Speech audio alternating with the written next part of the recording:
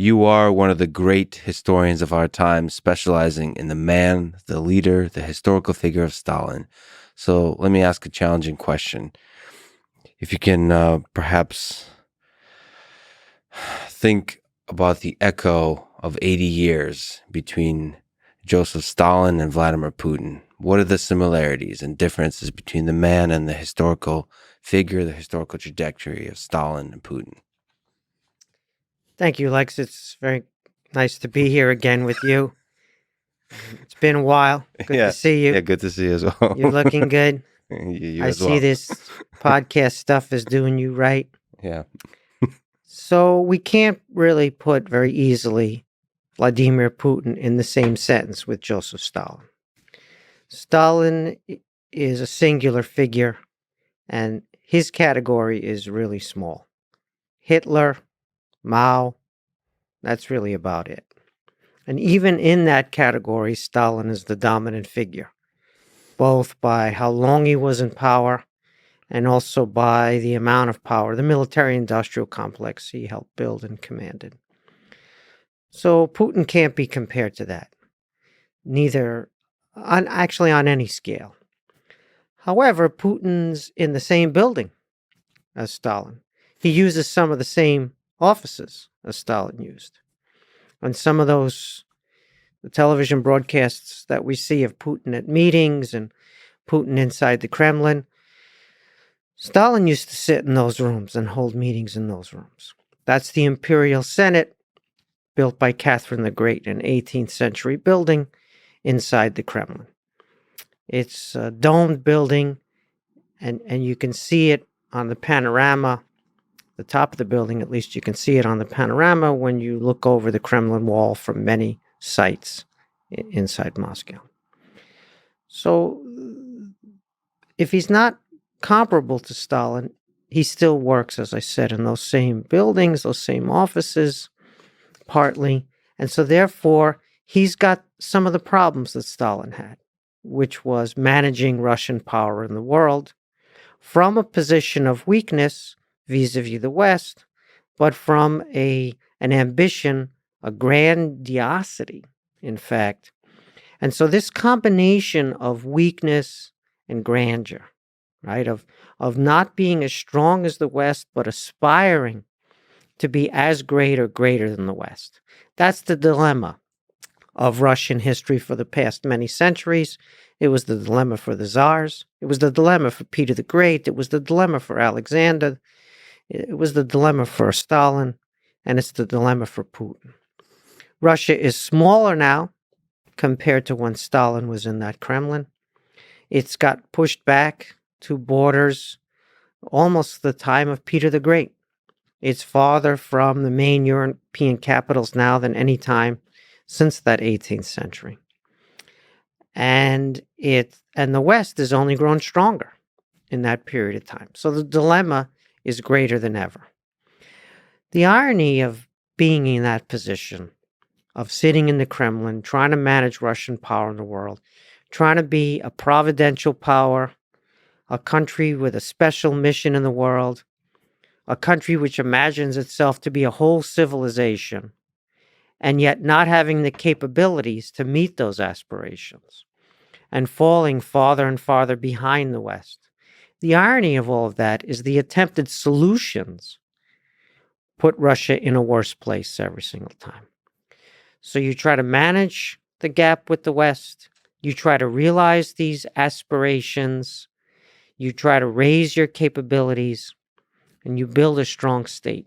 The quest to build a strong state and use coercive modernization to try somehow, if not to close the gap with the West, at least to manage it.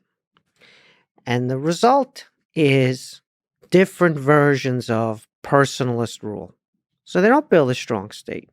They build a personal dictatorship. They build an autocracy.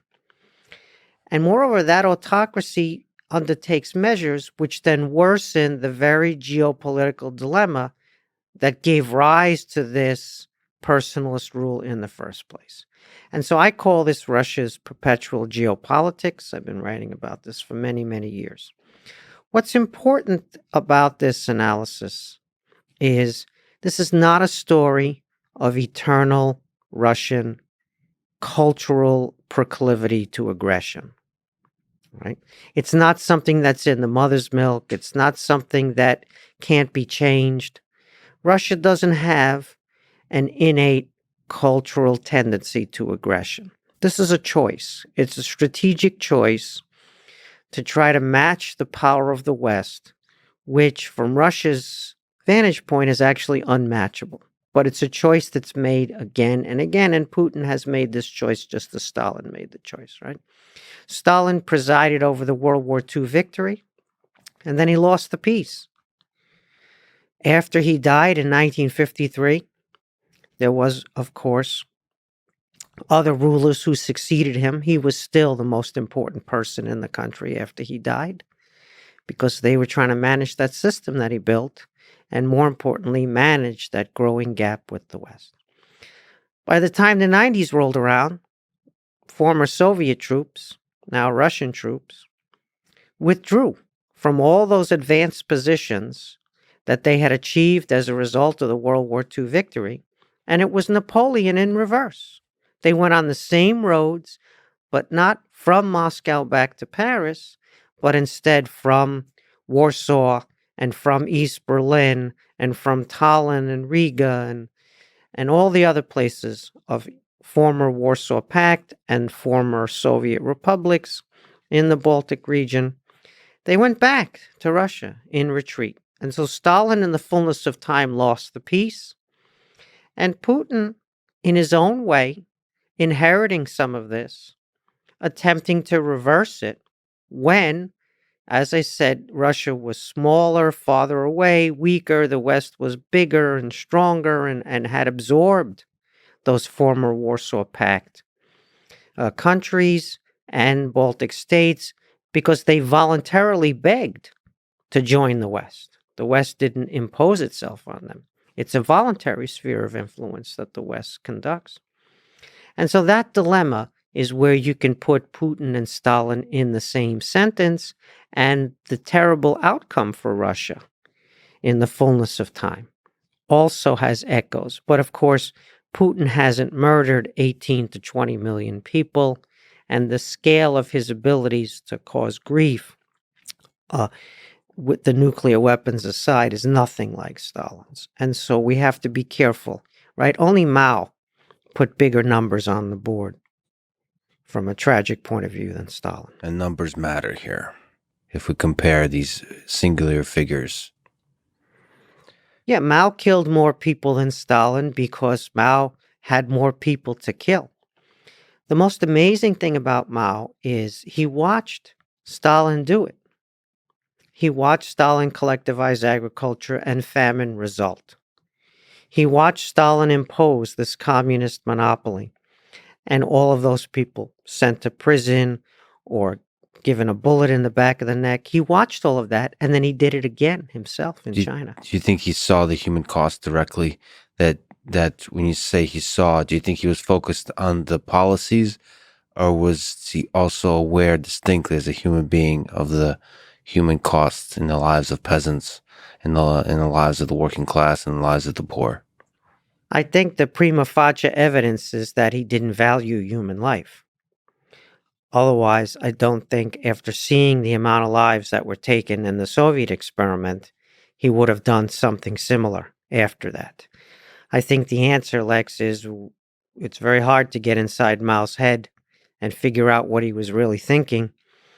But if you just look at the results that happened, the policies that were undertaken and the consequences of them, you would have to conclude that there was, let's say, no value or little value placed on human life. Unfortunately, that's characteristic not only of communist dictators, right, of post-communist dictators as well, but the scale of the horrors that they inflict, as horrific as they are, just can't compare.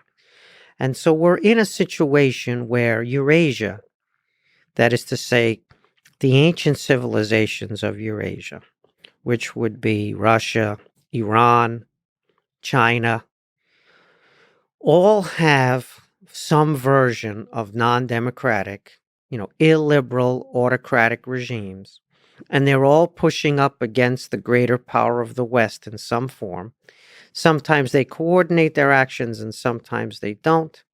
But this is a very long-standing phenomenon, Lex, that predates Vladimir Putin or Xi Jinping or the latest incarnation of the supreme leader in Iran.